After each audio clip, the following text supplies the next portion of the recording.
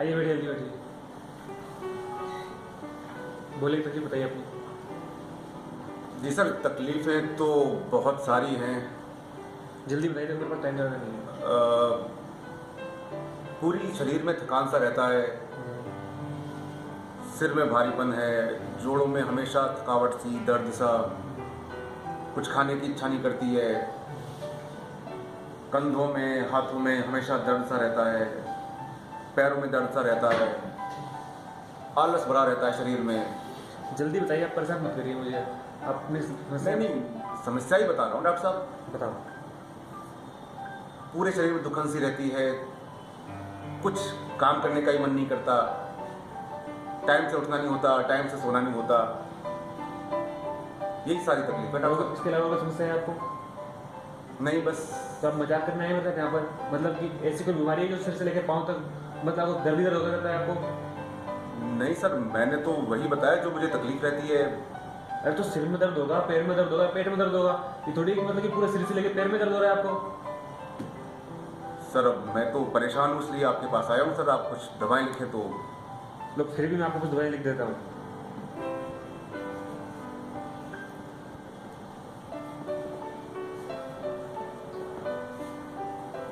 ये लीजिए, दवाई ले लीजिए और 10 दिन बाद दिखाना। ठीक है ठीक है। कोई जांचें? नहीं, कोई जाते नहीं है। आपको वैसे भी काफ़ी पूरा शरीर दुख रहा है, क्या से कराऊँ मैं आपकी? ठीक है।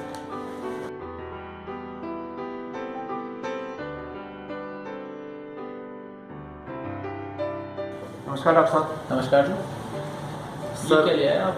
सर तकलीफ़ें इतनी ज़्यादा हैं और समय आपके पास होगा नहीं, तो मैंने क्या किया कि सारी तकलीफ़ें लिस्ट बना के लिख के ही ले आया।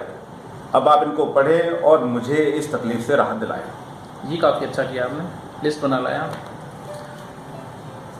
तो सिर में भारीपन और नसों में खिंचाव, सीने में भारीपन, पेट में आफरा, पेट में जलन, भूख की कमी, जोड़ों में दुखन और थकान। काफ़ी गंभीर समस्या है आपको। हाँ सर, मुझे भी यही लगा। ठीक तो हो जाऊंगा ना? देखिए, इसके लिए काफ़ी जांचें करानी पड़ेंगी पहले हमें, उसके बाद हम देखेंगे आपको कौन सी बीमारी है, उसकी क्या दवा देनी है। जो आपको उचित लगे डॉक्टर साहब। तो फिर इसके लिए हम आपके सिर के भारीपन के लिए एक सीटी स्कैन और एक ईईजी करा लेते हैं। नसों में खिंचाव के लिए एक एमआरआई करा लेते हैं। पेट में आफरे के लिए एक सोनोग्राफी करा लेते हैं और एक छाती का एक्सरे, खून पेशाब की जांचें। यही लगभग कोई 10-15 हज़ार की जांचें होंगी। सर मैं गरीब आदमी, सर ठीक है, इलाज तो करना ही है। अब देखिए, बीमारी आपकी इतनी बड़ी है, तकलीफ़ें इतनी ज़्यादा हैं, तो जांचें तो करानी पड़ेंगी हमें। अब जैसा आप उचित समझे डॉक्टर साहब। ठीक है, तो मैं आपकी ये जांचें करा लेता हूँ और जब तक दवाई भी लिख दीजिए, तब तक जांचें आए, तब तक कुछ तो राहत मिले मुझे। बिल्कुल, मैं इन सभी तकलीफ़ों के लिए आपके लिए दवाई लिख देता हूँ। देखिए, क्योंकि तकलीफ़ें काफ़ी ज़्यादा हैं, इसलिए आपको दवा भी काफ़ी ज़्यादा लेनी पड़ेंगी। तकलीफ़ें आपकी 10 हैं, तो कम से कम 10 से 12 दवा तो आपको लेनी पड़ेगी। डॉक्टर साहब, आपने तो पूरा पन्ना ही भर दिया, कैसे खा पाऊंगा मैं? अब आपकी तकलीफ़ें भी ज़्यादा है ना। हाँ डॉक्टर साहब, बात तो सही है। ठीक है, तो आप ये दवाएं लें और 15 दिन बाद आके मुझे दिखाएं। मैं दवाई लेके आता हूँ और फिर आप मुझे समझा दीजिए दवा कैसे लेनी है। ठीक है डॉक्टर साहब? आप दवाई ले आए बस। जी जी जी। अरे भैया, राम राम। यहाँ बुलेट कार नहीं बैठे हुए? यार क्या बताऊँ, बहुत परेशान चल रहा हूँ 2-3 महीने से यार। तेरे बिना अपनी बिरादरी को नहीं चल रही है। सारा लोग तेरे बात याद कर रहे हैं। 2 महीना हो गया, फिर आया को नहीं। बीमार था भाई, बीमार था। इतनी सारी जांचें करा ली, दवाई खा ली, कोई फायदा नहीं। तो वो बढ़िया डॉक्टर ने दिखा ले।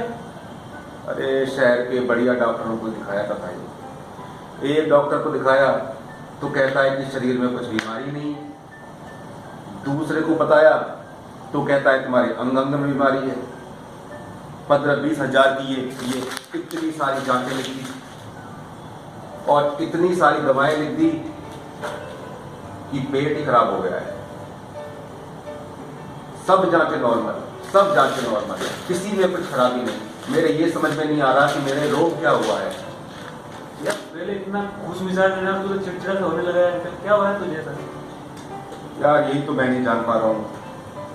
ना किसी से बात करना अच्छा लगता है, ना बोलना, ना खाना पीना, ना नींद आती है टाइम पे, ना टाइम पे उठना होता है। पता नहीं क्या बीमारी हो रही है, किसी की पकड़ में ही नहीं आ रही है। तूने बताया भी डॉक्टर को कि भाई बीमारी क्या है? सब बता दिया, कोई फायदा नहीं। अच्छा, वो मतलब कि है ना ढंग से खा पी तो रहा है या फिर वो भी तरह सब कुछ रुका हुआ है? भूख कहाँ लगती है यार। तूने किसी मनोचिकित्सक को दिखाया? मनोचिकित्सक? मनोचिकित्सक? तुझे मैं पागल लगता हूँ? तू मेरे हालचाल पूछना है, मेरा मजाक उड़ाने आया है? अरे भाई थोड़ा शांति रख भाई। क्या मैं किसी के कपड़े फाड़ता हूँ? मैं भाटे मारता हूँ? मैं नंगा घूमता हूँ मनोचिकित्सक के पास? अरे भाई मेरी बात तो सुन ले पहले। मनोचिकित्सक का मतलब क्या समझता है तू? ये बता तू मुझे, क्या समझता है? पागलों का डॉक्टर? कहाँ लिखा रहता है कि पागलों का डॉक्टर उसके ऊपर? मनोचिकित्सक तो लिखा रहता है। मतलब मनोचिकित्सा का मतलब है कि अपने मन और भावनाओं को समझकर उसका जो इलाज करे। मन से संबंधित जो बीमारियां होती हैं। मुझे मन की बीमारी? अभी क्या बताया तूने? तेरा मन नहीं लगता? हाँ। नहीं, किसी काम में मन नहीं लगता, चिड़चिड़ा सा स्वभाव भी चिड़चिड़ा हो रहा है, बोला ना भी। तो मन और स्वभाव और व्यवहार इन सबको जो देखता है वो मनोचिकित्सक ही तो होता है। ऐसा कहीं नहीं कि पागल वो पहले सोचते थे लोग कि पागलों का डॉक्टर है, डरते थे इसलिए कई लोग तो आजकल जाते भी नहीं है। पर आजकल जमाना बदल रहा है। जिन लोगों को मन की बीमारियां हैं, तनावग्रस्त हैं, नींद नहीं आती है, चिड़चिड़ापन महसूस होता है, लोगों से मिलने जुलने में समस्या होने लगी है, अजीब सा भेष आता है, ये मनोचिकित्सक देखता है इन चीजों को। तो क्या मैं ठीक हो सकता हूँ? बिल्कुल हो जाएगा। तुम जानते हो किसी अच्छे मनोचिकित्सक को? बिल्कुल जानते हैं। ले चलो फिर। बिल्कुल चल भाई। नमस्कार डॉक्टर साहब। नमस्कार जी, नहीं जी, आइए बैठिए। कैसे हाल चाल है आपके? बिल्कुल ठीक। आप सुनाएं, कैसे आना हुआ आज? बस अपने एक मित्र की समस्या को लेकर आए हैं आपके पास।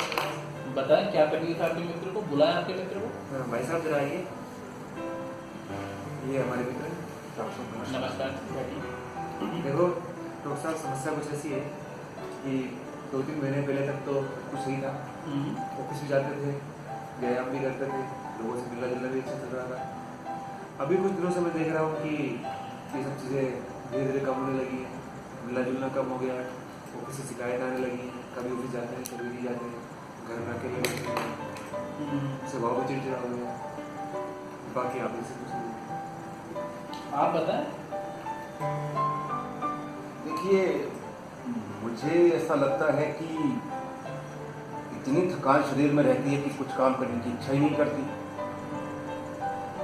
शरीर की नस नस में जोड़ जोड़ में तकलीफ रहती है। हमेशा थका सा रहता हूँ, शरीर का उत्साह ही खत्म हो गया है, भूख नहीं लगती, सिर में भारीपन रहता है, नींद ठीक से आती नहीं है। इन तकलीफों के लिए आपने कुछ दवाएं जांचें कराई?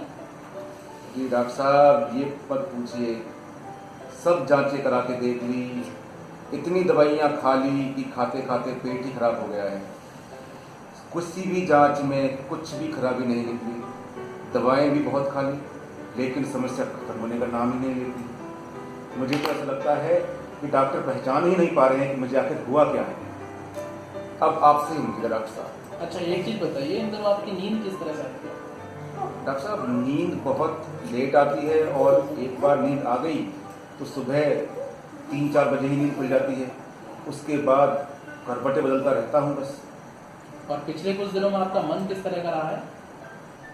मन की तो पूछे नहीं डॉक्टर साहब, मन एकदम उदास रहता है, किसी से बात करने की इच्छा नहीं करती, कोई आगे से भी बोलता है तो गुस्सा आता है, चिड़चिड़ा हो गया है मन एकदम। क्या आपके मन में नकारात्मक विचार भी जरूरत से ज़्यादा आते हैं? ये सोचिए, कोई भी विचार ऐसा नहीं है जो कि सकारात्मक। अपनी नौकरी के बारे में, अपने जीवन के बारे में, अपने भविष्य के बारे में हमेशा नकारात्मक सोच आते रहते हैं। ऐसा लगता है कि आगे मेरा कोई भविष्य नहीं है, मैं आगे कुछ कर नहीं पाऊंगा। इन बातों को सोचकर रोना भी आता है। अच्छा, पिछले कुछ दिनों में आपको अपने आप को नुकसान पहुंचाने, अपने आप को खत्म करने के विचार भी आए हैं? डॉक्टर साहब, ये किसी से कहा तो नहीं, लेकिन आपने जब पूछा है तो बता देता हूँ। कई बार विचार आया है कि ऐसे जीवन जीने से अच्छा तो मर ही जाऊँ, पर भरा पूरा परिवार है, उनकी तरफ देखकर बस हिम्मत नहीं कर पाता, अन्यथा जीने को तो कुछ बचा नहीं। देखिए, आपकी जो लक्षण है बीमारी के और आपकी जो समस्या है उनको सुन के आप मुझे बता रहे हैं, उनके हिसाब से तुम्हें डिप्रेशन नाम की बीमारी लग रही है।